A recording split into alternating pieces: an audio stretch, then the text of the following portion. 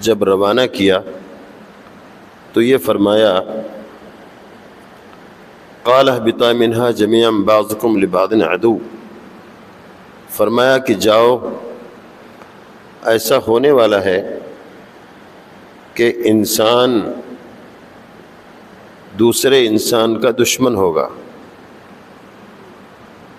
اکثر ایسا ہوگا کہ دشمنیاں زیادہ ہوں گی اور محبتیں کم ہوں گی، کینہ، بغض، حسد، جلن، یہ امراض پیدا ہوں گے، اور یہ امراض کبھی پیدا ہوں گے دنیاوی اغراض کے لیے، مال اور جائیداد کے لیے، آپسی رشتوں کے لیے، اور یہ کبھی حسد، جلن اور بغض پیدا ہوگا دین کے نام پر، جو بہت مضر ہوگا، خطرناک ہے، سم قاتل ہے۔ ایسی صورت میں گناہوں کا اثر ظاہر ہوگا۔ حضرت آدم علیہ السلام تشریف لا رہے ہیں دنیا میں، گناہ کے اثر کی وجہ سے تشریف لائے۔ اب گناہوں کا اثر زندگی پہ ظاہر نہ ہو، حسد، کینہ، جلن، بغض، عداوت، نفرت، یہ سب گناہ ہیں، ان گناہوں کا اثر زندگی میں نہ آنے پائے، اس سے بچنے کے لیے فَإِمَّا يَأْتِيَنَّكُم مِّنِّي هُدًى فَمَنِ اتَّبَعَ هُدَايَ فَلَا يَضِلُّ وَلَا يَشْقَىٰ۔ تو جب بھی کوئی ہدایت کی بات تمہارے سامنے میری طرف سے آئے تو جس شخص نے اس ہدایت کی بات کو قبول کر لیا، دین اور شریعت کو اپنا لیا، زندگی میں بسا لیا، فلا یضل، تو وہ گمراہ نہیں ہوگا، نہ حسد میں، نہ کینے میں، نہ بغض میں، نہ عداوت میں، نہ نفرت میں، نہ الجھنوں میں، نہ پریشانیوں میں، ولا یشقا، اور بد نصیب اور بدبخت بھی نہیں ہوگا، وہ خوش نصیب رہے گا۔ اس کی دنیا میں جنت کی ترتیب بن جائے گی، تو دنیا اس کی جنت بنے گی۔ جنت ایسی جگہ ہے جہاں کوئی تکلیف نہیں ہوگی، اور جو بندہ شریعت پر عمل کرے گا اس کے لیے اللہ تبارک و تعالی دنیا کو جنت بنا دیں گے۔ وَمَنْ أَعْرَضَ عَنْ ذِكْرِي فَإِنَّ لَهُ مَعِيشَةً ضَنْكًا وَنَحْشُرُهُ يَوْمَ الْقِيَامَةِ أَعْمَىٰ۔ اور جو بندہ میری بھیجی ہوئی ہدایت سے منہ موڑ لے گا، ٹھیک ہے بہت زیادہ دین پر کہاں عمل کر پائیں گے، بہت پکے مسلمان کیسے بنیں گے، بہت زیادہ سنتوں کا اہتمام نہیں کر پائیں گے، بہت زیادہ گناہوں سے نہیں بچ پائیں گے، اس طرح کے جملے جو معاشرے میں چلتے ہیں وہ ہمارے ایمان کو بالکل برباد کر دیتے ہیں۔ ہمیں تو احساس کرنا چاہیے اللہ پاک کا ایک حکم نہ ٹوٹے۔ اس اللہ نے ہم کو پیدا کیا ہے، اس نے جان دی ہے، مال دیا ہے، ایک حکم نہ ٹوٹنے پائے، اور ٹوٹنے کا احساس ہو کہ غلطی ہو رہی، اور اس طرح کے جملے چل کر اور احساس مٹا دیتے ہیں، جس سے آدمی دین کی رغبت سے غافل ہوتا ہے اور دور ہو جاتا ہے۔ اللہ تبارک و تعالیٰ نے بہت عجیب بات فرمائی، اور بہت آیتوں میں فرمایا ہے، بہت جگہوں پہ فرمایا ہے۔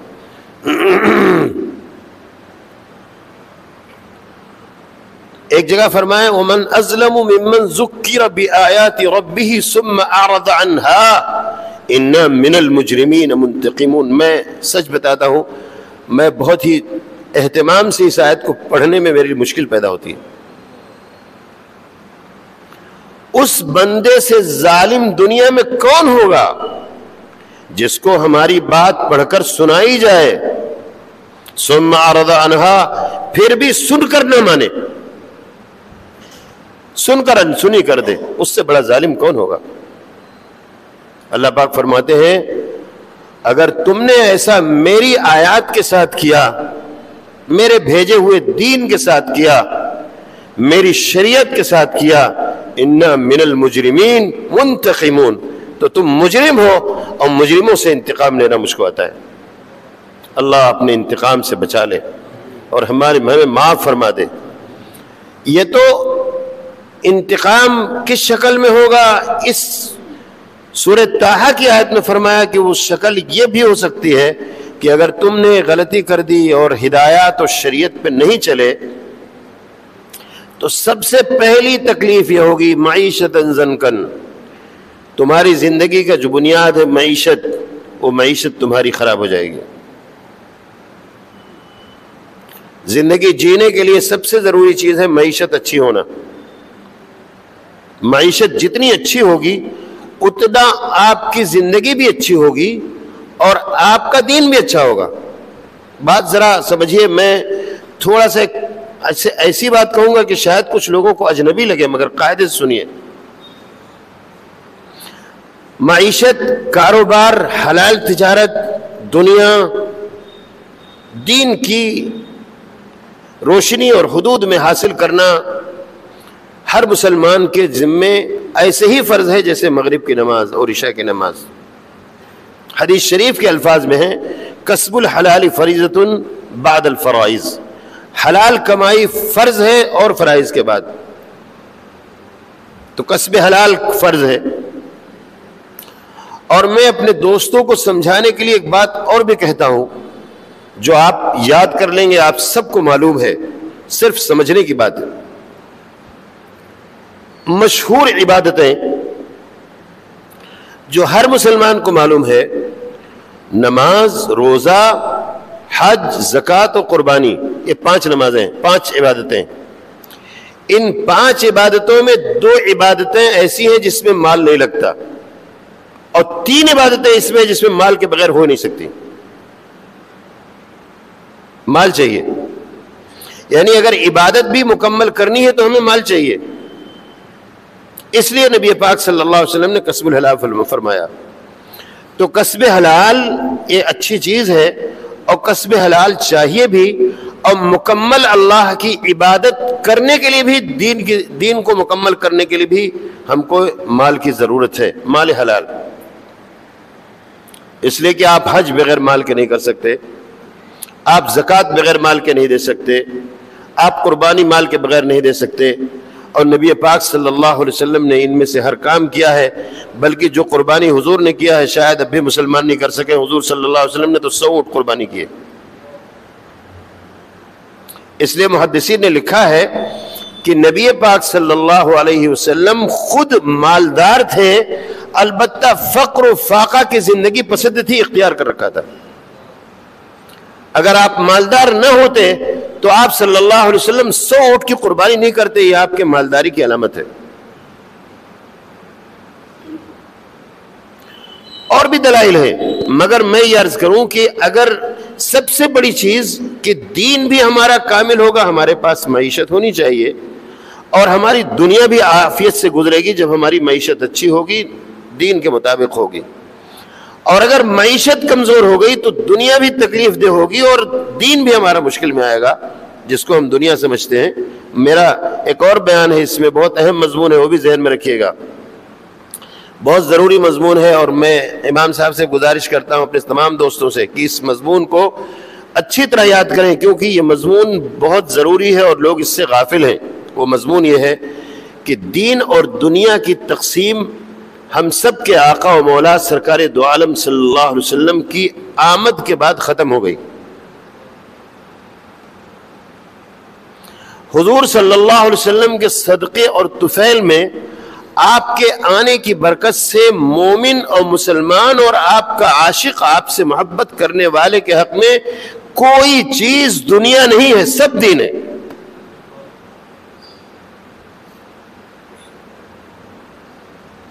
دن بھر کے جتنے اعمال ہیں، رات بھر کے جتنے اعمال ہیں، آپ اس کو نبی پاک صلی اللہ علیہ وسلم کی زندگی پہ ڈھال دیجئے، آپ کا ہر عمل کیا ہوگا؟ یا تو فرض ہوگا، یا سنت ہوگا، یا واجب ہوگا، یا آپ کا حق ہوگا، یا آپ کے ذمہ ہوگا۔ آپ دیکھیے، آپ سب تو دین ہے، دنیا کا ہے، ہمارے پاس دنیا نہیں۔ یعنی دنیا ایسی چیز جس سے ہم کو کچھ نہ ملے، ایسا ہمارے پاس نہیں ہے. نبی پاک صلی اللہ علیہ وسلم کی سنت زندگی میں ہو تو میرے دوستوں صحابہ نے پوچھا, آپ صلی اللہ علیہ وسلم نے فرمایا کہ تمہارا اپنی بیوی سے ملنا یہ بھی باعث اجر ہے, ثواب ملے گا اس میں. حدیث پاک ابھی میں اس کے الفاظ میرے زبان پہ ہیں, میں آپ سے کیا بتاؤں, اس لمبی بات ہو جائے گی. صحابہ کرام رضی اللہ تعالی عنہم نے پوچھا, حضور کہ جب ہم اپنی بیوی سے ملتے ہیں, صاف الفاظ ہیں, ہم بستر ہوتے ہیں, تو ہم اس وقت تو اپنی خواہش پوری کر رہے ہوتے ہیں, تو اللہ تبارک و تعالیٰ اس پہ اجر کیوں دیں گے؟ آپ علیہ الصلوۃ والسلام نے فرمایا کہ اپنی یہ خواہش اگر تم ناجائز جگہ پہ پوری کرتے تو تم کو گناہ ہوتا کہ نہیں ہوتا؟ کہا ہوتا. تو جس طرح وہاں گناہ سے تم بچ جاؤ گے اور اللہ کے حکم کے مطابق حلال طریقے پہ کام کرو گے تو وہاں حرام سے بچنے کا اور حلال کام کرنے کا ثواب ملے گا. تو ہمارے لیے دین تو یہاں تک ہے, دنیا کہاں ہے؟ وہ دنیا جو ہمارے لیے باعث عذاب ہو, وہ دنیا جو ہمیں دین سے دور کر دے, وہ دنیا جو سنت کے خلاف ہو, وہ سب دنیا ہے, وہ سب غلط ہے. لیکن جو سنت کے دائرے میں وہ سب دین ہے. اس لیے ہم کو حکم یہ ہے کہ دیکھو تمہاری دنیا اچھی بنے گی کب؟ جب تم نیک اعمال کرو گے. نیک اعمال جتنے تمہارے اچھے ہوں گے تمہاری دنیا اتنی ہی اچھی اور شاندار ہوگی.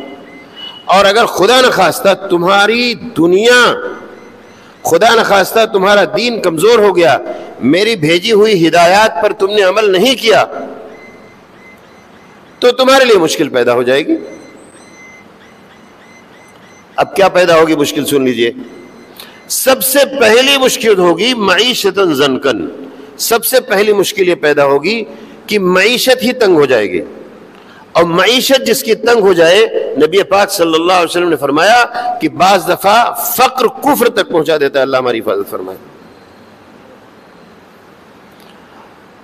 اور ایک بات آ ہی گئی تو میں عرض کر دیتا ہوں, مجھے بہت پسند ہے وہ بات بھی, حضرت سفیان ثوری رحمۃ اللہ علیہ کی, اور اس کو حضرت حکیم الامت مولانا اشرف علی تھانوی رحمۃ اللہ علیہ نے نوٹ کیا, اور یہ بات ہمارے اکابرین نے پسند فرمایا. سفیان ثوری رحمۃ اللہ علیہ فرماتے ہیں کان المال فیما مضى یکرہ. صحابہ کرام کے زمانے میں مال بہت ہی ناپسندیدہ چیز تھی. جو بہت زیادہ مالدار ہو جاتا تھا اس کو لوگ پسند نہیں کرتے تھے, اگرچہ صحابہ بہت مالدار بھی تھے, لیکن مالداری صحابہ کو, چونکہ رسول اللہ صلی اللہ علیہ وسلم کو مالداری زیادہ پسند نہیں تھی, اس لیے حضور بھی نہیں مالداری پسند کرتے تھے, لیکن صحابہ بھی نہیں پسند کرتے تھے. لیکن سفیان ثوری رحمۃ اللہ علیہ فرماتے ہیں فَأَمَّا الْيَوْمُ فَهُوَ تُرْسُ الْمُؤْمِنِ. لیکن آج کی تاریخ میں مومن کا ہتھیار ہے, مال مومن کا بچانے کا, ایمان بچانے کا ہتھیار ہے, اور مال نہ ہو تو ایمان کے چلے جانے کا خطرہ ہے. تو جس کے پاس مال ہو, سفیان ثوری رحمۃ اللہ علیہ فرماتے ہیں فمن کان من ھذا شیئا فلیصلحہ. جس کے پاس مال ہو مال کو بڑھائے, تجارت کرے, صدقہ و خیرات میں لگائے اور مال میں اضافہ کرے. اس لیے کہ یہ ایسا زمانہ ہے کہ اگر مال نہیں ہوگا تو محتاج بن جائے گا, اور دین اس کا رخصت ہو جائے گا. اللہ ہماری حفاظت فرمائے. تو اللہ تبارک و تعالیٰ نے فرمایا کہ اگر تم ہدایت پہ رہو گے تمہاری معیشت کبھی خراب نہیں ہوگی, اور اگر تم نے ہدایت کو چھوڑ دیا تو تمہاری سب سے بڑی تکلیف آئے گی, تمہاری معیشت خراب ہو جائے گی, دنیا تمہاری خراب ہو جائے گی, الجھے رہو گے معاملات میں, دنیا میں پڑے رہو گے. کبھی بیٹے کا غم, کبھی بیوی کا غم, کبھی بیٹی کا مسئلہ, کبھی بھائی کا مسئلہ, کبھی بہن کا مسئلہ, مسائل میں الجھ جاؤ گے اور دنیا کے پیچھے تم پریشان ہو جاؤ گے, دنیا تنگ ہو جائے گی. وَنَحْشُرُهُ يَوْمَ الْقِيَامَةِ أَعْمَىٰ. اللہ ہماری حفاظت فرمائے. اور قیامت کے دن چونکہ تم نے دنیا میں ہماری آیات اور ہدایات سے آنکھیں بند کر لی تھیں, اس لیے قیامت میں بھی تم کو ہم اندھا اٹھائیں گے. اللہ ہماری حفاظت فرمائے. یہ مضمون بڑا بنیادی مضمون ہے, اس لیے ذہن میں یہ رکھنا چاہیے کہ شریعت کی ہدایت کے مطابق ہر مہینہ, ہر گھڑی, ہر وقت ہمارا اللہ کی رضا میں گزرے. اللہ ہمیں توفیق نصیب فرمائے. یہ طلب پیدا ہو جائے تو اللہ تبارک و تعالیٰ کی مدد کے دروازے کھلیں گے. اب سوال یہ ہے کہ یہ محرم الحرام کا مہینہ ہے, اس میں اللہ تبارک و تعالیٰ کی کیا ہدایت ہے, اور ہمیں اس مہینے کو کیسے گزارنا چاہیے؟ افسوس کی بات ہے میرے دوستو, بے حد صدمے کی بات ہے, دل پہ لگنے کی بات ہے کہ ہدایت اور دین کامل اور مکمل اور 100% مکمل اور ہر بات کا جواب موجود ہے، اس کے باوجود مسلمان امت مسلمہ، کافرہ نہیں، ایمان والا عاشق رسول، اس نے دین کی تمام ہدایتوں کو پس پشت ڈال دیا اور اپنی منمانی بے حد گمراہیاں خاص طور سے اس مہینے میں پھیل گئیں۔ اب مہینہ کون سا ہے آپ سن لیجئے، بہت گمراہیاں ہیں، میں اس کا تذکرہ اس وقت نہیں کروں گا، مگر آپ کو مہینے کی عظمت سنیے، یہ مہینہ کون سا ہے اور کہاں ہیں آپ۔ اللہ تبارک و تعالیٰ نے قرآن کریم میں بیان کیا ہے کہ 12 مہینے ہم نے پہلے ہی دن سے پیدا کر دیے، ان 12 مہینوں میں سے منہا 4 حرم، ان 12 میں 4 مہینے بہت ہی قابل احترام ہیں، حرمات کے مہینے۔ اب 4 مہینوں کا نام قرآن پاک میں نہیں، نبی پاک صلی اللہ علیہ وسلم نے 4 مہینوں کا نام حدیث شریف سے بیان کیا۔ آپ نے فرمایا 3 تو متوالیات ہیں مسلسل اور ایک ذرا دیر میں ہے۔ 3 جو متوالیات ہیں وہ کون سے ہیں؟ یہ 3 مہینہ آپ کے ابھی پیچھے گزرا، 2 مہینہ اور ایک یہ ذی القعدۃ الحرام، ذی الحجۃ الحرام اور محرم الحرام، یہ تینوں میں حرام لگا ہوا ہے، اور حرام کے معنی ہے حرمت والا، عظمت والا، شرافت والا، تقدس والا، پاکیزگی والا، بزرگی والا، جو آپ ترجمہ کرے وہ ہے۔ 3 مہینے بہت عظمت والے، 2 مہینے ذی القعدہ اور ذی الحجہ اور 1 مہینہ محرم الحرام۔ اس کی بہت ساری حکمتیں ہیں، مگر ایک حکمت صرف بیان کرتا ہوں میں، زیادہ نہیں۔ یہ دیکھیے جو 2 مہینے پہلے گزرے، یہ سال کا اختتام ہے، اسلامی سال کا، تو اللہ تبارک و تعالیٰ نے 2 مہینے آپ کو اور ہم کو دے دیے کہ اس 2 مہینے میں اپنے سال بھر کے جتنے گناہ ہیں سب بخشوا لو، اس کے تقدس میں، عظمت میں۔ ارے بھائی ہم بیت اللہ شریف جاتے ہیں، سب سے مقدس جگہ تو بیت اللہ ہے، گناہ بخشوانے جاتے ہیں، اور کیا مسجدوں میں آتے ہیں کیوں؟ گناہ بخشوانے کے لیے، اللہ رب العالمین ہمارے گناہوں کو معاف فرما دے۔ ایک نماز سے جب دوسری نماز مومن بندہ پڑھتا ہے تو اللہ تبارک و تعالیٰ پہلی نماز اور دوسری نماز کے بیچ کے گناہوں کو معاف کر دیتے ہیں۔ میرے دوستو، آپ ہمارے اکابر میں سے حضرت حکیم الامت علیہ الرحمٰن نے ایک بات لکھی ہے، اتنا طبیعت خوش ہوتی ہے، میں تو اس سے اتنا مطمئن ہوں، اللہ رب العالمین آپ کو بھی مطمئن کر دے، آپ بھی خوش ہو جائیں۔ حضرت نے لکھا ہے کہ اگر مغرب پڑھی اور عشاء کی توفیق مل گئی تو سمجھ لو کہ مغرب انشاءاللہ قبول۔ اتنا دل خوش ہوا ہے مجھے یہ جملہ پڑھ کر کے، میں کیا بتاؤں کہ اللہ تبارک و تعالیٰ کی رحمت سے امید رکھو کہ مغرب قبول نہ ہوتی تو عشاء ہم کو آنے کی اجازت نہ ملتی۔ اگر تم نے عصر پڑھا، مغرب کی توفیق مل گئی تو سمجھو قبول ہے، عصر قبول ہوئی تو مغرب ملی، مغرب قبول ہوئی تو عشاء ملے گی، اور عشاء قبول ہوگی تو فجر ملے گی۔ اللہ تبارک و تعالی ہمیں اپنے دین پر اسی طرح قبول فرما کر کے ہر عمل خیر کے لیے قبول فرما لے۔ تو کسی عمل خیر کا قبول ہونا دوسرے کی توفیق ملنے کے بعد میں معلوم ہوگا پہلا والا قبول ہو گیا۔ بس یہ آپ سمجھیے کہ ذی القعدہ اور ذی الحجہ میں توبہ کی توفیق مل گئی تو اللہ تبارک و تعالیٰ نے پورا سال قبول کر لیا۔ اور نبی پاک صلی اللہ علیہ وسلم تو اپنی امت کے لیے بہت شفیق ہے، مہربان ہے۔ آپ صلی اللہ علیہ وسلم نے محرم الحرام کے مہینے میں عمل بتایا۔ محرم الحرام میں اپنی، اگر اس میں نہیں کرا سکے تو محرم میں تو تم کو گناہوں سے صاف ہو جانا ہی چاہیے، تاکہ ادھر سال کا اختتام بھی اچھا مسلمان کے حق میں۔ آپ غور کیجئے، ہمارے سال کا اختتام بھی اچھا اور سال کی ابتدا بھی اچھی، سال کا شروعات بھی اچھی، محرم الحرام سے شروعات ہے اور ذی الحجۃ الحرام پہ ختم ہے، دونوں اچھا۔ اب محرم الحرام جو اچھا ہے اس کو اچھا بنانے کے لیے آپ نے کیا فرمایا وہ سنیے۔ آپ علیہ الصلوۃ والسلام کا ارشاد گرامی ہے، افضل الصیام بعد رمضان شہر اللہ المحرم۔ ہماری جو عبادتیں ہیں ان عبادتوں میں سب سے قیمتی عبادت ہے روزہ، بہت قیمتی عبادت ہے۔ نماز کے بعد، نماز سب سے ایک نمبر پہ، یاد رکھیے، نماز کے بعد سب سے اونچی عبادت کیا ہے؟ روزہ۔ روزے سے اللہ تبارک و تعالیٰ کتنا اجر و ثواب دیتے ہیں، کتنے گناہ معاف کر سکتے ہیں، کوئی بتا نہیں سکتا۔ آپ علیہ الصلوۃ والسلام روزہ خود بہت رکھتے تھے اور روزے کی بڑی تاکید بھی فرماتے تھے۔ بعض دفعہ نبی پاک صلی اللہ علیہ وسلم روزہ رکھتے تھے تو حضرت عائشہ رضی اللہ تعالیٰ عنہ فرماتی ہے کہ ہمیں لگتا تھا کہ اب آپ روزہ توڑیں گے ہی نہیں، پورے مہینے روزہ۔ اور کبھی افطاری بھی کرتے تھے نفل روازوں میں، تو کئی دن افطاری بھی کرتے تھے، نہیں رکھتے تھے، مگر روزہ زیادہ رکھتے تھے۔ حضرت عائشہ رضی اللہ تعالیٰ عنہ فرماتی ہیں کہ میں نبی پاک صلی اللہ علیہ وسلم کے اہتمام کی وجہ سے کہ شعبان میں سب سے زیادہ روزہ رکھتے تھے، میں اپنے رمضان کے روزے قضا نہیں کرتی تھی تاکہ آپ کو کوئی دقت پیش نہ آئے۔ میں شعبان میں جا کے اپنے روزے قضا کرتی تھی پورے سال رک کر کے، کیونکہ آپ کس دن روزہ رکھیں گے معلوم نہیں۔ آپ گھر میں تشریف لائے، کہا حل للفطور شیئن، ارے بھائی کچھ ہے گھر میں موجود، کچھ ہے ناشتے کے لیے؟ کہا نہیں ہے، کہا بس فإنی صائم، میرا روزہ ہے۔ تو آپ نے روزہ بہت رکھا، اور یہ فرمایا کہ دیکھو امت کے لیے رمضان کے بعد جو بہت روزوں کا اہتمام کرنا چاہیے وہ محرم الحرام کا مہینہ، اس میں خوب روزے رکھو، خوب روزے رکھو۔ اب آپ کو علماء پوری بات بتاتے ہوں گے، لیکن اکثر لوگ جو پوچھتے ہیں وہ پوچھتے ہیں کہ صاحب 10 محرم کا ایک روزہ رکھ لے چلے گا؟ کوئی بڑی ہمت کرتا ہے تو 2 پوچھ لیتا ہے۔ میری بات اچھی طرح سمجھیے، حدیث شریف سے یہ معلوم ہوتا ہے کہ اس پورے مہینے میں 1 2 3 نہیں، زیادہ سے زیادہ پورے مہینے میں روزہ رکھو، 1 2 3 چھوڑ دو، بقیہ اچھے روزے رکھو زیادہ۔ اچھا صاحب پورے مہینے آپ روزہ رکھنے میں دقت ہے، کون اتنا جذبہ رکھے گا کہ پورا مہینہ روزہ رکھے؟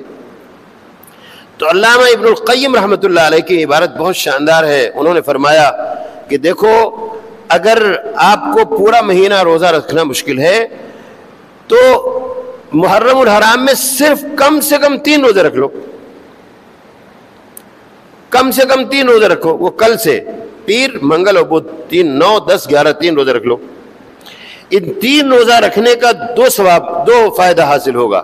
ایک تو نبی کریم صلی اللہ علیہ وسلم کی بات پر عمل ہو جائے گا مجموعی حیثیت سے، اور خود آپ کے کیے ہوئے روزے رکھے ہوئے روزوں کے مطابق روزہ رکھنے کی توفیق مل جائے گی۔ تیسرا فائدہ یہ ہوگا اس میں ان دنوں میں روزہ رکھنے کا کہ 3 کو +10 کر دیں، کم سے کم نیکی کا ثواب کتنا ہے بھائی؟ ارے کسی ایک نیکی کا ثواب 10 گنا ہے نا، تو 3 روزہ رکھیں گے تو کتنے ثواب ملنا چاہیے؟ 30 روزے کا ثواب مل جائے گا آپ کو۔ تو 3 روزہ رکھنا چاہیے، پیر منگل بدھ یعنی 9 10 11 کا۔ اگر اتنا بھی نہیں رکھ سکتے تو نبی پاک صلی اللہ علیہ وسلم سے صحابہ نے نقل کیا ہے، اور لمبی روایتیں ہیں، بہت ساری روایتیں ہیں، میں ان روایتوں کو ذرا امام صاحب کے حوالے کرتا ہوں، انشاءاللہ آپ کو سنائیں گے، مگر آپ سے یہ بتاتا ہوں کہ ان روایتوں کا حاصل یہ ہے کہ آپ صلی اللہ علیہ وسلم نے عاشورہ 10ویں کا روزہ رکھا، اور آپ نے ارشاد فرمایا کہ اگلے سال انشاءاللہ میں 9 اور 10 کا رکھوں گا۔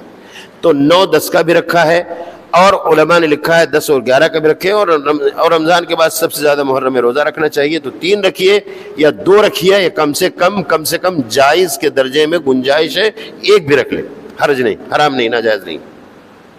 یہ ہے آپ کے روزوں کی ترتیب۔ اور 2 باتیں اور سمجھ لو، بہت کام آئے گی انشاءاللہ، رمضان آپ کو اس مہینے کی قدر ہو جائے گی۔ اس مہینے کو افسوس ہے کہ لوگوں نے منحوس مہینہ کر دیا۔ کون مسلمان منحوس کہتے ہیں؟ نعوذ باللہ۔ یہ مقدس مہینہ ہے میرے دوستو، اور کیسے ہے؟ ایک تو قرآن کریم سے ثابت ہے کہ 4 مقدس مہینوں میں ہے، اور اس کے خلاف اگر کوئی کہہ دے تو اس کا ایمان رہے گا بھائی؟ اللہ تبارک و تعالیٰ نے فرمایا ہے کہ یہ مقدس مہینے ہیں، ان کا بہت احترام کرو، اس میں ذرا بھی اپنے آپ پہ ظلم نہ کرو۔ کل میرے پاس بمبئی سے ایک سوال آیا کہ یہ بتلائیے کہ ماتم تو یعقوب علیہ السلام نے بھی کیا، حضرت عائشہ نے بھی کیا ہے، نعوذ باللہ بدماش لوگ اس طرح کا استدلال کرتے ہیں، تو ماتم تو ثابت ہے، ماتم کے خلاف کیا ثابت ہے وہ بتائیے؟ میں نے جواب دیا ان کو، جواب یہ دیا کہ دیکھو جہاں قرآن کریم میں 4 مہینوں کی حرمات اور عظمت کا تذکرہ ہے، وہاں اللہ تبارک و تعالی نے یہ بھی فرمایا ہے فَلَا تَظْلِمُوا فِيهِنَّ أَنفُسَكُمْ، اپنے آپ پر ظلم نہ کرو، اللہ کی کوئی نافرمانی نہ کرو۔ اور ماتم کرنا تو سراپا ظلم ہے، اس لیے کہ بخاری اور مسلم شریف کی روایت ہے، آپ صلی اللہ علیہ وسلم نے ارشاد فرمایا، حضرت عبداللہ بن مسعود رضی اللہ تعالیٰ عنہ راوی ہیں کہ لیس منا من ضرب الخدود وشق الجیوب، وہ بندہ ہمارا امتی نہیں ہے، امت سے خارج ہے، جو اپنے سینے پیٹتا ہو، جو اپنے گال پیٹتا ہو، جو ماتم کرتا ہو، نوحہ کرتا ہو، ہمارا امتی نہیں۔ بخاری مسلم شریف کی روایت۔ کس سے پوچھ رہے ہو بھائی؟ حضرت عائشہ اور حضرت یعقوب بلا وجہ کی جھوٹ بات بولتے ہو، دکھاؤ تم کہاں ہیں؟ کسی نے کبھی ماتم نہیں کیا، اور ماتم کا تو کوئی چانس ہی نہیں۔ میں نے ان کو سمجھا دیا، میں تو صرف تذکرتاً کہہ رہا ہوں۔ لیکن ان مہینوں کا کی عظمت و حرمت میں اللہ تبارک و تعالیٰ نے خود یہ فرمایا، عجیب بات ہے، قرآن پاک پر قربان جائیے، آپ کا ایمان تازہ ہوگا۔ اللہ پاک نے جو الفاظ فرمائے اس کو غور سے سنیے۔ فَلَا تَظْلِمُوا فِيهِنَّ أَنفُسَكُمْ، اپنے نفس پر ان مہینوں میں خصوصاً کوئی ظلم نہ کرنا۔ بتاؤ اپنے آپ پر کوئی ظلم کرتا ہے؟ یہ سمجھ میں آنے والی بات ہے۔ اچھا، جب کوئی آدمی ماتم کرے گا، اپنے آپ کو پیٹے گا، تو اپنے آپ پہ ظلم کر رہا ہے کہ نہیں کر رہا ہے؟ یہ بھی اس کا ایک حصہ ہے۔ حالانکہ مفسرین نے اس کا ترجمہ یہ لکھا ہے کہ اپنے آپ پر ظلم یہ ہے کہ دین کے خلاف جو کام کریں گے تو اپنے اوپر ظلم ہوگا، کیونکہ ظلم کہتے ہیں کسی چیز کو اپنی جگہ سے ہٹا دینا۔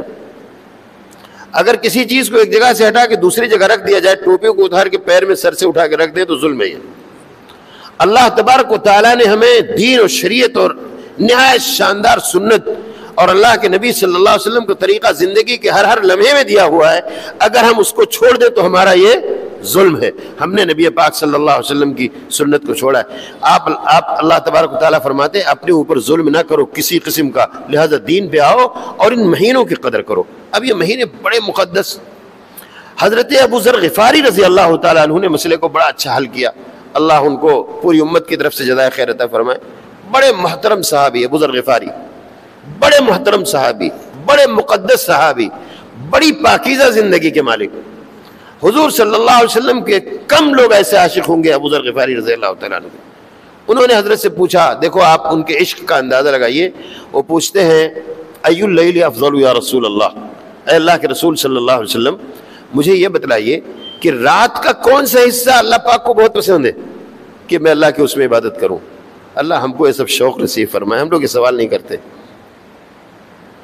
ای اللیل افضل یا رسول اللہ، تو آپ علیہ الصلوۃ والسلام نے فرمایا ابو ذر جوف اللیل، رات کا آدھے حصے کے بعد، آدھی کے بعد میں جو آدھی رات کے بعد جو حصہ ہے وہ بہت ہی افضل ہے، اللہ کو بہت پسند ہے، کیونکہ اس وقت گہری نیند کا موقع ہوتا ہے۔ اب نیند قربان کر کے کوئی بندہ اللہ رب العالمین کی بارگاہ میں کھڑا ہو جائے تو اس سے بڑا کون ہوگا بھائی؟ اللہ ہم کو نصیب فرمائے۔ اور آپ کو ایک نسخہ بتا دیتا ہوں اپنے بزرگوں سے، حضرت حکیم کلیم اللہ صاحب دامت برکاتہم اللہ ان کے درجات کو بلند فرمائے، انہوں نے توجہ دلائی، علم ہونے کے باوجود، قرآن میں موجود ہونے کے باوجود ذہن اس طرف نہیں تھا، حضرت حکیم صاحب نے توجہ دلائی۔ کیا بڑوں کی بات ایسی ہوتی ہے، بڑوں کی صحبت حضرت نے فرمایا بہت قیمتی بات فرمائی، جب بزرگوں کی صحبت میں رہو تو علم کے دروازے کھلتے ہیں اور عمل کی توفیق ملتی ہے۔ اب آپ رات میں اٹھ کے تہجد پڑھنے والے آج کے زمانے میں کہاں ہیں؟ حضرت حکیم صاحب نے فرمایا تہجد جو لوگ نہیں پڑھ پاتے ہیں کوئی بات نہیں، ارے بھائی تہجد کا بدل موجود ہے، لہذا وبالاسحار هم یستغفرون، جب بھی رات میں آنکھ کھل جائے فوراً تہجد کی کہ نعم البدل اللہ پاک نے قرآن میں فرمایا استغفر اللہ ربی من کل ذنب واتوب الیہ، استغفار پڑھ لو انشاءاللہ تہجد کا ثواب ملے گا۔ لو صاحب رات جاگنے کا ثواب مل رہا ہے کس پر؟ استغفر اللہ پر۔ اللہ ہمیں توفیق نصیب فرمائے۔ کیا بات، آپ کیا سمجھتے ہیں کیا زبان ہلانے میں جا رہا ہے؟ اے اللہ معاف کر دیجئے، میں سو رہا ہوں مگر مجھے معاف کر دیجئے، استغفر اللہ ربی من کل ذنب واتوب الیہ۔ آپ یہ دل سے پڑھ لیں، درد سے سارے گناہ معاف ہو جائیں گے اور رات میں جاگنے کا ثواب فری مل جائے گا۔ لو عمل کرنا، آدمی کوشش کرے، بڑوں کی صحبت میں رہے، اچھی اچھی چیزیں معلوم ہوتی۔ اب حضرت ابو ذر نے پوچھا حضرت کون سا حصہ ہے؟ تو جوف اللیل فرمایا۔ پھر حضرت ابو ذر رضی اللہ تعالیٰ عنہ نے فوراً سوال کیا وَأَيُّ الشَّهْرِ أَفْضَلُ یا رسول اللہ، مہینوں میں سب سے زیادہ افضل مہینہ، پورے سال میں سب سے افضل مہینہ کون سا ہے؟ أَيُّ الشَّهْرِ أَفْضَلُ یا رسول اللہ۔ میرے دوستوں، نبی پاک صلی اللہ علیہ وسلم نے جو جملہ کہا آپ یاد کر لیجئے، آپ کو یاد کر لینا چاہیے۔ آپ نے فرمایا شہر اللہ، آپ نے فرمایا ابو ذر ایک ہی مہینہ سب سے افضل ہے، اس کا نام ہے شہر اللہ۔ پھر حضور صلی اللہ علیہ وسلم نے کہا شہر اللہ، شہر کے معنی مہینہ، شہر کے معنی مہینہ، شہر اللہ معنی اللہ کا مہینہ۔ تو آپ علیہ الصلوۃ والسلام کو خیال آیا کہ شاید ابو ذر سمجھ نہ پائے ہوں گے کہ شہر اللہ کس مہینے کا نام ہے، تو حضور نے آگے فرمایا الذی تدعونہ المحرم، جس کو تم لوگ محرم کہتے ہو اس کا نام ہے اللہ کا مہینہ۔ آپ ذرا حدیث پاک میں غور کیجئے میرے دوستو، ہم تو کہتے ہیں کیا اس کو محرم، مگر نبی پاک صلی اللہ علیہ وسلم نے اس کا نام کیا بتایا؟ اب محرم کو کبھی کبھی کہہ دیا کرو بھائی شہر اللہ، کیا مہینہ ہے یہ؟ یاد کر لو، اس مہینے کا نام ہی شہر اللہ ہے۔ جب آپ کو یہ یاد ہو جائے گا یار شہر اللہ ہے، اللہ پاک کا مہینہ ہے، تو آپ کے ذہن میں پھر 2-3 باتیں آ جائیں تو آپ کو سہولت ہوگی اس مہینے کی عظمت و قدر سمجھنے میں۔ علماء نے لکھا ہے شہر اللہ نبی پاک صلی اللہ علیہ وسلم نے کیوں فرمایا؟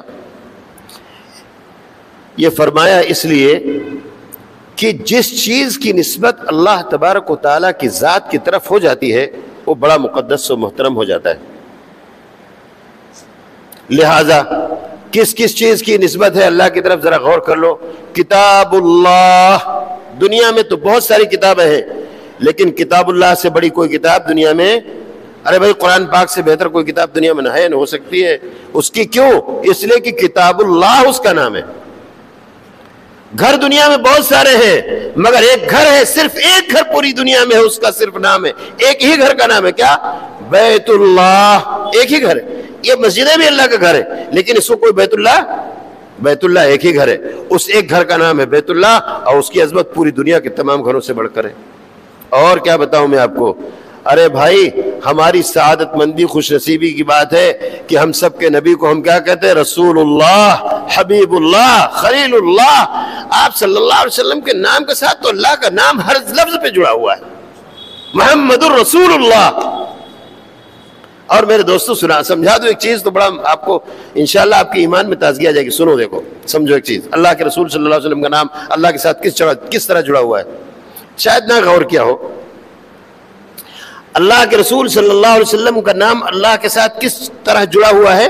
تھوڑا دماغ میں کلمہ لاؤ، لا الہ الا اللہ محمد الرسول اللہ، کلمہ اب دماغ میں لکھ لو، اس کے بعد میں جیسے پڑھاتا ہوں سمجھو۔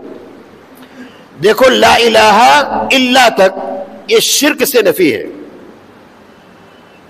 لا الہ کوئی معبود نہیں ہے مگر اللہ معبود ہے، تو یہ لا الہ تک تو شرک سے نفی ہے، یہ شرک نہیں ہونا چاہیے زندگی میں۔ اس کے بعد میں جو ہمیں ماننا ہے وہ اللہ کو ماننا ہے، تو لا الہ الا اللہ، اب اللہ آپ نے مان لیا، لا الہ ختم کر دیا، اللہ مان لیا۔ اس کے بعد میں محمد الرسول اللہ، آپ یہ غور کیجئے ذرا، ہم جو توجہ دلانا چاہتے سمجھانا چاہتے ہیں، الا اللہ کے بعد میں اللہ ہے اور اس کے بعد محمد رسول ہے، اس کے بعد اللہ ہے، تو اللہ دونوں طرف ہے اور بیچ میں محمد رسول ہے۔ یہ 3 باتیں ہیں کلمے میں، شرک سے نفی کے بغیر ایمان نہیں ہوگا، اور اللہ پاک اول بھی ہے اور اللہ پاک آخر بھی ہے، اور اللہ کی ذات تک پہنچنے کے لیے محمد الرسول اللہ کا ہونا ضروری ہے۔ یہ ہے کلمے کی حقیقت میرے دوستو، یہ کوئی سمجھا نہیں پائے گا آپ کو، بہت ہے، اللہ کرے آپ سمجھ گئے ہوں گے۔ بات سمجھ میں آئی؟ مطیع الرحمان بھائی سمجھے؟ یہ ہے صورتحال کلمے کی، اللہ رب العالمین اول بھی ہے، اللہ آخر بھی ہے، اور اللہ کے پاس پہنچنے کے لیے کوئی ذریعہ نہیں۔ کون ہے ذریعہ؟ محمد الرسول۔ اللہ ہم سب کو نصیب فرما دے۔ تو جہاں نسبت اللہ کی ذات کی طرف ہو جائے اور اس ذات گرامی کی نسبت جس کے شروع میں آخر میں ہر جگہ اللہ ہی اللہ ہو، اس سے بڑی بات کیا ہوگی۔ اسی طرح ایک چیز اور سنا دیتا ہوں، یاد آ گئی تو، اللہ تبارک و تعالیٰ اپنے ذات کی معرفت ہمیں نصیب فرما دے۔ اللہ تبارک و تعالیٰ سے ہم کتنے جڑے ہوئے ہیں، نبی پاک صلی اللہ علیہ وسلم کی سنت اور آپ کی شریعت کی برکت سے آپ کو اندازہ بھی نہیں ہوگا۔ میرے دوستو شاید کبھی غور کیا ہوگا کہ ہم نماز کے لیے آتے ہیں تو اذان سن کر آتے ہیں، اذان کا پہلا کلمہ اللہ، اذان کا آخری کلمہ اللہ ہے، نہیں ہے؟ اللہ اکبر سے شروع ہے، اللہ پہ ختم ہے. اور کبھی غور کیا نماز کا پہلا کلمہ اللہ اکبر اور نماز کا آخری کلمہ بھی کیا؟ اللہ. السلام علیکم ورحمۃ اللہ. میرا اللہ تبارک و تعالیٰ سے رسول اللہ صلی اللہ علیہ وسلم نے اپنی امت کا کیسا رشتہ جوڑا ہے. اللہ ہم سب کو یہ رشتوں کی قدر کرنے کی توفیق نصیب. کیا چیز ہے میرے دوستو، کیا سمجھتے ہیں؟ اللہ تبارک و تعالیٰ کی ذات سے ہر وقت وابستہ رہنے والا امتی اللہ کا نافرمان کیسے ہوگا؟ تو حضرت ابو ذر رضی اللہ تعالیٰ عنہ نے فرمایا کہ سب سے پیارا مہینہ کون ہے؟ حضور نے فرمایا اللہ کا مہینہ. اب شہر اللہ نہیں سمجھے تو کہا جس کو تم محرم کہتے ہو. اب شہر اللہ کی نسبت بنا کر کے تمام علماء لکھا ہے یہ نسبت تشریفی ہے، لہذا محرم سے بڑا اور قابل احترام قابل قدر یوں سمجھو. اور ذرا سمجھنے کی کوشش کرو میرے دوستو کہ اگر کوئی بندہ باہر کوئی غلطی کرتا ہو، جھوٹ بولتا ہو، کسی کو چھیڑتا ہو، کسی کو ستاتا ہو، تو مسجد میں آ کے نہیں کر سکتا، مسلمان نہیں کر سکتا. اور اگر کسی کا بڑا معاہدہ ہو اور وہ کعبۃ اللہ میں بیت اللہ شریف میں چلا جائے تو کبھی جھوٹ نہیں بول سکتا، برا بھلا نہیں کر سکتا ہے. میرے دوستو نبی پاک صلی اللہ علیہ وسلم یہ چاہتے ہیں کہ مسلمان کا اسلامی سال کا پہلا مہینہ محرم الحرام جو پوری دنیا میں ہر جگہ ملے گا مسلمان کو، وہ اس طرح گزرنا چاہیے کہ اس پورے مہینے میں اسی طرح کوئی غلطی نہ ہو. جیسے مسجد میں نہیں ہوتی، جیسے بیت اللہ میں نہیں ہوتی، ایسے شہر اللہ میں کوئی غلطی نہیں ہونی چاہیے. اللہ ہمیں گناہوں سے محفوظ فرمائے. ہم ہر وقت شہر اللہ میں ہیں، اللہ کے مہینے میں ہر وقت ہے کہ نہیں ہے؟ مسجد میں ہے تب بھی اللہ کے مہینے میں ہے، گھر پہ ہے تب بھی اللہ کے مہینے میں ہے، اور بازار میں ہے تب بھی اللہ کے مہینے میں ہے، جے پور میں ہے تب پوری دنیا میں. میرے عزیز دوستو یہ نبی پاک صلی اللہ علیہ وسلم نے سمجھانے کی کوشش کی ہے کہ تم اللہ کے مہینے میں ہو، لہٰذا اس کی تعظیم زیادہ کرنا، اس میں روزے زیادہ رکھنا، اس میں منکرات سے زیادہ بچنا، اپنے ایمان کو کامل کرنا، تاکہ جب تمہاری بنیاد اس سال کا پہلا حصہ تمہارا اچھا گزرے گا تو انشاءاللہ تمہاری انتہا بھی، جب بنیاد اچھی ہوگی تو ساری چیزیں اچھی ہوں گی. سال کا پہلا حصہ تمہارا اچھا گزرے گا تو آخر تک اچھا گزرے گا. اب اچھا گزرے گا اگر کچھ کمی ذاتی ہو تو نبی پاک صلی اللہ علیہ وسلم کے اس ارشاد گرامی پر کتنی خوشی ہوتی ہے کہ آپ نے فرمایا کہ اگر کسی نے محرم کا ایک روزہ بھی رکھ لیا نا، ایک روزہ عاشورہ کا، صرف 10ویں محرم کا ایک روزہ بھی رکھ لیا تو اللہ تبارک و تعالی میری امت کو اس ایک روزے کے گناہ سے پورے سال کے گناہ معاف کر دیں گے. کیا میرے دوستوں میں بہت غور کرتا ہوں، سچ بتاتا ہوں، میں بہت اس بات پہ غور کرتا ہوں بار بار کہ نبی پاک صلی اللہ علیہ وسلم کی ہر سنت اور ہر فکر اور ہر عمل صرف اس لیے ہے کہ میرا کوئی امتی جہنم میں نہ جانے پائے. اس کا گناہ کسی نہ کسی طرح معاف ہو جائے دنیا میں، نماز سے معاف ہو جائے، روزے سے معاف ہو جائے، عاشورہ سے معاف ہو جائے، دعاؤں سے معاف ہو جائے، بخشش ہو جائے، اپنے عمل کو ٹھیک کر لے. میرا کوئی امتی، حضور صلی اللہ علیہ وسلم کی طلب تھی کہ میرا کوئی امتی جہنم میں نہ جانے پائے. اللہ ہمیں اس طلب کی قدر کرنے کی توفیق نصیب فرمائے. آپ غور کیجئے کہ آپ علیہ الصلوۃ والسلام کہتے ہیں ایک روزہ رکھ لو تمہارے سال بھر کے گناہ معاف ہوں گے. اتنی زیادہ محبت، اتنی پیار سے سمجھانے کی بات کہاں ملے گی؟ پھر دو باتیں اور سمجھ لو، بس اب بات کو سمیٹتا ہوں. ایک بات تو یہ سمجھ لو کہ یہ جو گناہ معاف ہوتے ہیں بار بار، ایک نماز سے دوسری نماز کا گناہ معاف ہوتا ہے، ایک جمعہ سے دوسرا جمعہ پڑھ لو تو گناہ معاف ہوتا ہے، روزے رکھ لو تو گناہ معاف ہوتے ہیں. اللہ رب العالمین نے بڑا کرم فرمایا. مسلمان اصل میں ہم لوگوں سے گناہ بھی تو بہت ہوتے رہتے ہیں، تو اللہ نے راستہ رکھا، وضو کرو تو گناہ معاف ہوتے رہتے ہیں. تو اللہ تبارک و تعالیٰ نے راستے رکھے تاکہ ہم گناہوں سے پاکیزہ زیادہ رہیں. 5 وقت حاضری دیں تو احساس رہے کہ گناہ معاف ہو. مگر میرے دوستو گناہ 2 قسم کے ہیں. ایک گناہ ایسے ہو جاتے ہیں جس میں کسی کا حق چلا جائے، بڑا گناہ ہو جائے، ماتم کرنے لگے، ماتم کرنے والوں کو دیکھنے لگے، تعزیہ بنانے لگے، اس کو دیکھنے لگے، ڈھول تاشے بجانے والوں کو دیکھنے لگے، ان کی ہمت افزائی کر دیں، بہت سے لوگ چندہ دے دیں.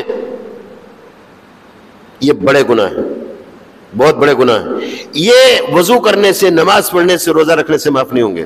اس کے لیے توبہ کرنی پڑے گی. اے اللہ میں نے غلطی کر دی ہے، اب آئندہ کبھی یہ غلطی نہیں کروں گا، معاف کر دیجئے. بس اتنا آپ معافی کا مانگیں گے، اللہ پاک معاف کر دیں گے. اتنا کہنے میں کیا خرچ ہے بھائی؟ اب تک جہالت میں ہو گیا، غلطی ہو گئی، اللہ پاک میں نے تعزیہ بھی دیکھ لیا، میں نے تماشوں میں چندہ بھی دے دیا، میں نے بہت ساری غلط خرافات میں حصہ بھی لے لیا، اے اللہ معاف کر دیجئے، اب یہ غلطی کبھی نہیں ہوگی، بس یہ گناہ آپ نے توبہ کیا۔ بعض علماء نے لکھا الندم ہی توبہ، اللہ ہمارے علماء کو جزائے خیر عطا فرمائے، علماء نے لکھا ہے خالی دل میں ندامت اور شرمندگی ہو جائے، اے اللہ کیا میں نے غلطی کی ہے، تو اللہ اسی پہ معاف کر دیں گے۔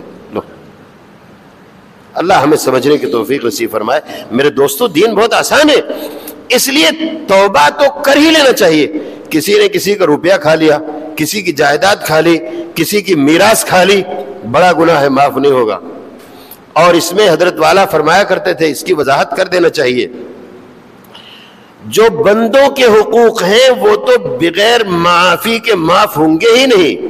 اللہ تبارک و تعالیٰ کا حق ایک بار تو معاف ہو جائے گا ندامت سے، بندوں کے حقوق نہیں معاف ہوں گے، کیونکہ بندے محتاج ہیں، ضرورت مند ہیں، اللہ پاک غنی ہے، اللہ پاک کو کچھ نہیں چاہیے، مگر آپ کسی کا روپیہ کھا جائے تو اس کو تو چاہیے بھائی، اللہ پاک کو نہیں چاہیے کچھ بھی، اللہ پاک کے جو کہیں نافرمانی ہوئی توبہ کر لی تو معاف ہو جائے گی، مگر بندوں کے حقوق آپ کو ادا کرنا پڑے گا۔ اللہ ہمیں اس کی توفیق نصیب فرمائے۔ ایک بات کی یہ وضاحت ضروری ہے، دوسری ایک بات اور سمجھ لیجئے، کہیں آپ کے ذہن میں آ جائے کہ محرم الحرام کی فضیلت میں نے اتنی بتائی، تو کیا محرم الحرام رمضان سے بڑھ کر ہے؟ نہیں، رمضان سے بڑھ کر نہیں، سب سے اعلیٰ درجے کا مہینہ رمضان ہے اور 2 نمبر پر محرم الحرام ہے، اور اس کے بعد میں پھر ذی قعدہ، ذی الحجہ اور رجب، یہ 4-5 مہینے بہت محترم ہیں۔ رمضان المبارک اس لیے سب سے محرم ہے کہ آپ محترم ہے، سب سے زیادہ عزت و عظمت ہے، اس لیے کہ وہ شہر اللہ بھی ہے، شہر النبی اللہ بھی ہے، اللہ کے رسول کا بھی مہینہ ہے، وہ اللہ کے رسول صلی اللہ علیہ وسلم کی عبادت کا مہینہ ہے رمضان، قرآن کریم کے نازل ہونے کا مہینہ ہے رمضان، تو رمضان کا شرف بڑھ گیا، وہ عظیم الشان ہے۔ اس کے بعد محرم الحرام ہے، محرم الحرام بھی بہت عظیم الشان ہے۔ اللہ ہمیں اس کی قدر کی توفیق نصیب فرمائے، خرافات سے ہماری حفاظت فرمائے۔ وآخر دعوانا الحمدللہ رب العالمین۔ اب آپ کا سوال کا نمبر ہے، آپ میں سے کوئی سوال کرنا چاہیں تو میں حاضر ہوں، اور مجھے سوال سے خوشی ہوتی ہے۔ بعض دفعہ میں سمجھتا ہوں کہ اس آدمی نے کچھ بات سمجھی، اور ایک بار میں نے بیان کیا تو ایک لڑکے نے بڑا اچھا سوال کیا، میں نے بیان کیا کہ دنیا بھی کمانے کی ضرورت ہے اور مال بھی ہونا چاہیے، اور مال کے سلسلے میں ایک بات اور امام صاحب عرض کر دوں، مال کے سلسلے میں میرے بیان میں کچھ رجحان رہتا ہے۔ میں آپ کو بتاؤں، امام صاحب نے بتایا ہوگا، نبی پاک صلی اللہ علیہ وسلم کی طرف منسوب ایک روایت بھی ہے جو محرم میں مال بڑھانے کا ذریعہ ہے، من وسع علی عیالہ وسع اللہ علیہ سائر سنتہ۔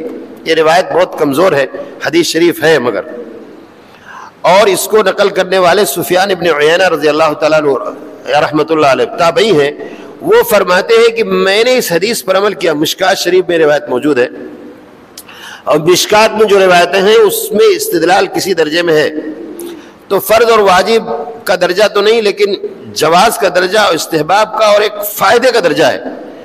آپ علیہ الصلوۃ والسلام کا یہ قول نقل کیا، جو آدمی عاشورہ کے دن 10ویں محرم کو اپنے بچوں کو اور دنوں کے معمول سے زیادہ اچھا کھانا کھلا دے تو اس کی معیشت کی تنگی دور ہو جائے گی، اللہ تبارک و تعالیٰ پورے سال برکت دے دیں گے۔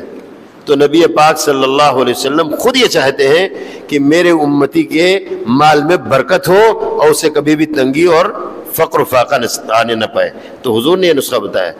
اور میرے دوستو، جتنا سنتوں پر عمل کریں گے، جتنا دین اپنائیں گے، اتنا ہی زیادہ اللہ کی طرف سے رحمت اترے گی۔ تو ایک لڑکے ایک بار بیان میں نے کیا، ایک لڑکے نے کہا کہ صاحب وہ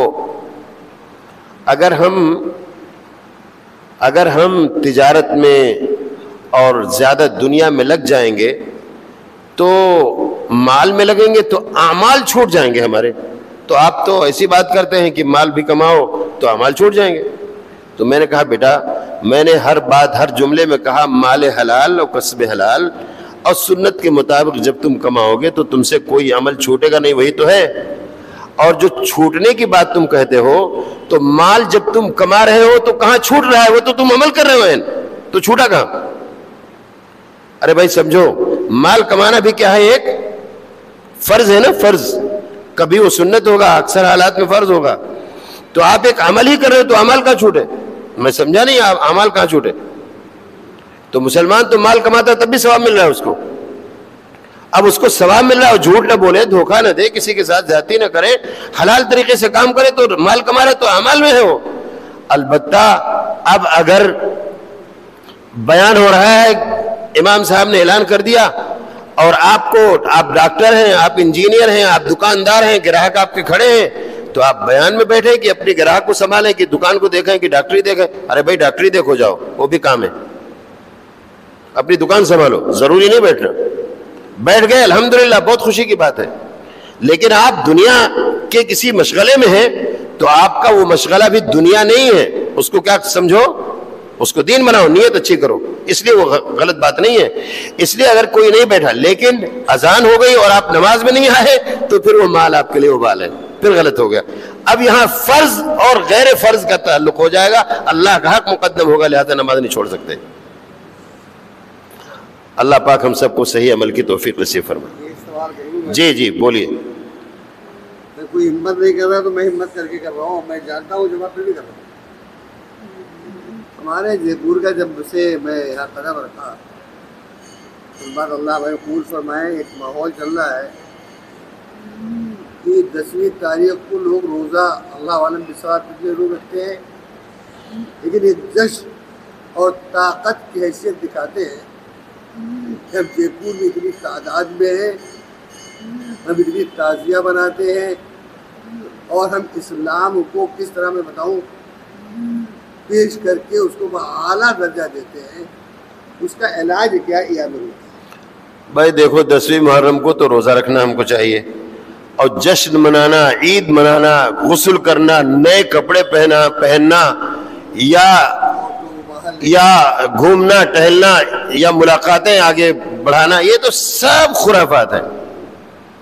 ہم کو تو روزہ رکھنا، اللہ کی عبادت کرنا ہے، صرف عبادت میں زیادہ وقت لگانا ہے. نہانا دھلنا، نئے کپڑے بنانا، جشن منانا، عید منانا، کوئی خاص عید تو منا ہی نہیں سکتے. شام کو کھانا اچھا کھانا ہے، بس دن میں تو روزہ رکھنا ہے. اس لیے یہ ساری بدعات و خرافات کو جب تک خود اپنے طور پر ہم طے نہیں کریں گے کہ ہم اپنے گھر میں بچوں کو روکیں، اپنے بڑوں کو روکیں، جن سے تعلق ہے ان کو روکیں، اس کے بغیر کوئی کر نہیں سکتا. اللہ ہمیں توفیق نصیب فرمائے. دعا کر دیں امام صاحب، آپ کرا دیں. بسم اللہ الرحمن الرحیم. اللہم ربنا آتنا فی الدنیا حسنۃ وفی الآخرۃ حسنۃ وقنا عذاب النار.